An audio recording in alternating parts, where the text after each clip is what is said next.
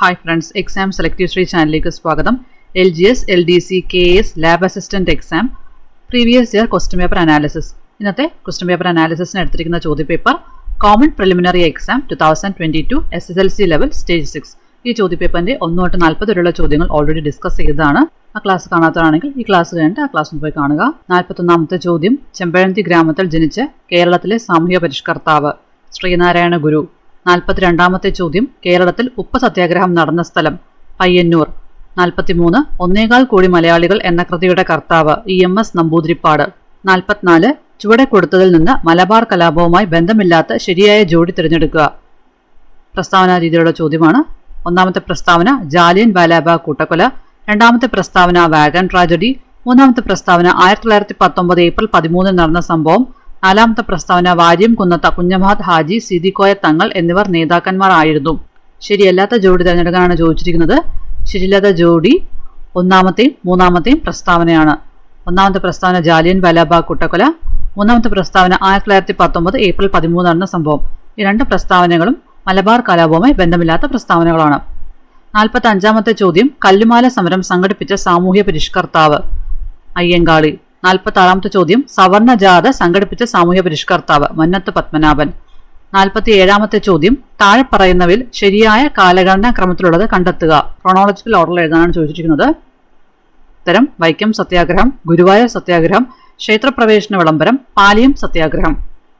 വൈക്കം സത്യാഗ്രഹം 1924, ഗുരുവായൂർ സത്യാഗ്രഹം 1931-32, ക്ഷേത്രപ്രവേശന വിളംബരം 1936, പാലിയം സത്യാഗ്രഹം 1947-48 കാലഘട്ടം. പുന്നപ്ര വയലാർ സമരം നടന്ന വർഷം 1946. ആധുനിക കാലത്തെ മഹാത്ഭുതം എന്ന് ഗാന്ധിജി വിശേഷിപ്പിച്ച സംഭവം ഏത്? ക്ഷേത്രപ്രവേശന വിളംബരം. 50ാമത്തെ ചോദ്യം, അടുക്കളയിൽ നിന്ന് അരങ്ങത്തേക്ക് എന്ന നാടകം രചിച്ചതാര്? VT ഭട്ടതിരിപ്പാട്. 51, കേരളത്തിലെ ഏറ്റവും വലിയ കായൽ വേമ്പനാട്ട് കായൽ.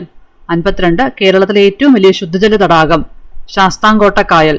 53, കേരളത്തിലെ കടൽ തീരത്തിന്റെ ദൈർഘ്യം എത്ര? 580 കിലോമീറ്റർ. 54, കേരളത്തിലെ കിഴക്കോട്ടൊഴുകുന്ന നദികളുടെ ശരിയായ ജോഡി താഴെ കൊടുത്തിരിക്കുന്നതിൽ നിന്നും തിരഞ്ഞെടുക്കുക. 4 നദികളുടെ പേര് നൽകിയിട്ടുണ്ട്. ഈ നദികളിൽ നിന്ന് ഏതൊക്കെയാണ് കിഴക്കോട്ടൊഴുകുന്നതെന്നാണ് കണ്ടുപിടിക്കേണ്ടത്. 1 ഭാരതപ്പുഴ, 2 പാമ്പാർ, 3 ഭവാനി, 4 പെരിയാർ. ഇതിൽ ഏതൊക്കെയാണ് കിഴക്കോട്ടൊഴുകുന്ന നദികൾ? ഉത്തരം 2, 3.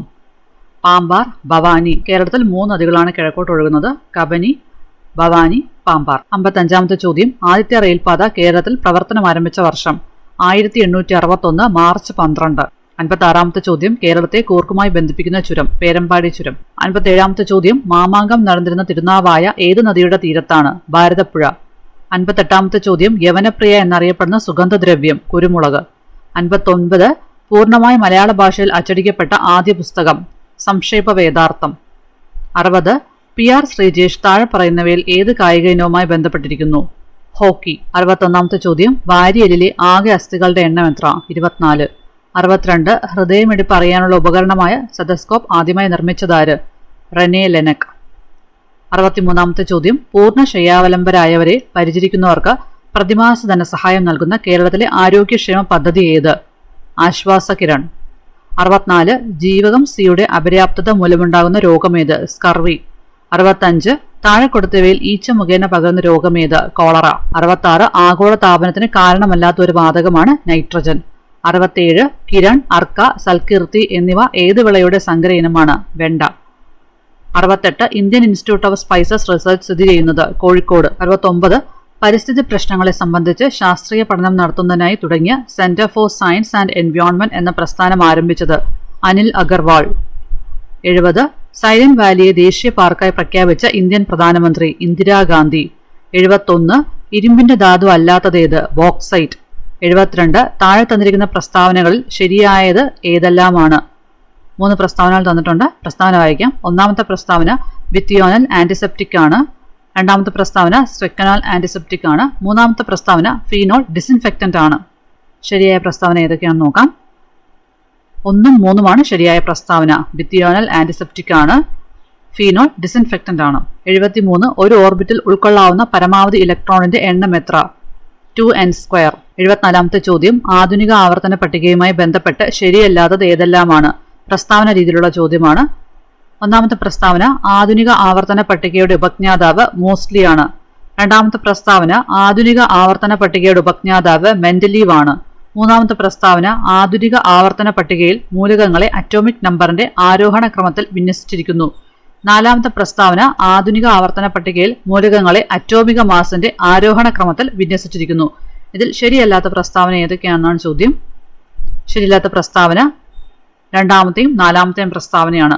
ആധുനിക ആവർത്തന പട്ടികയുടെ ഉപജ്ഞാതാവ് മെൻഡലീവ് ആണ് തെറ്റായ പ്രസ്താവന. നാലാമത്തെ പ്രസ്താവന ആധുനിക ആവർത്തന പട്ടികയിൽ മൂലകങ്ങളെ അറ്റോമിക മാസിന്റെ ആരോഹണ ക്രമത്തിൽ വിന്യസിച്ചിരിക്കുന്നു. അതും തെറ്റായ പ്രസ്താവനയാണ്. 75. ജലം, ഹൈഡ്രജൻ പെറോക്സൈഡ് ഈ രണ്ട് സംയുക്തങ്ങളിലെ ഓക്സിജന്റെ ഓക്സീകരണാവസ്ഥയുടെ തുക എത്ര? -3. 76. ബലത്തിന്റെ യൂണിറ്റ് ഏതാണ്? ന്യൂട്ടൺ. 77. ഭൂമിയുടെ ഏറ്റവും അടുത്ത് സ്ഥിതി ചെയ്യുന്ന നക്ഷത്രം ഏതാണ്? സൂര്യൻ. 78. മാധ്യമത്തിന്റെ സഹായമില്ലാതെ താപം ഒരിടത്തു നിന്ന് മറ്റൊരിടത്തേക്ക് പ്രവഹിക്കുന്ന രീതി ഏതാണ്? വികിരണം. 79. താഴെ കൊടുത്തിരിക്കുന്ന ചലനങ്ങളിൽ ദോലന ചലനം അല്ലാത്തത് ഏതാണ്? സൂര്യന് ചുറ്റും ഗ്രഹങ്ങൾ ചലിക്കുന്നത്. ചോദ്യങ്ങൾ എല്ലാവർക്കും മനസ്സിലായെന്ന് വിശ്വസിക്കുന്നു. ക്ലാസ് ഇഷ്ടപ്പെട്ടാൽ ലൈക്ക് ചെയ്യുക, നിങ്ങളുടെ അഭിപ്രായങ്ങൾ പറയുക. Thanks for watching. Like, share, subscribe.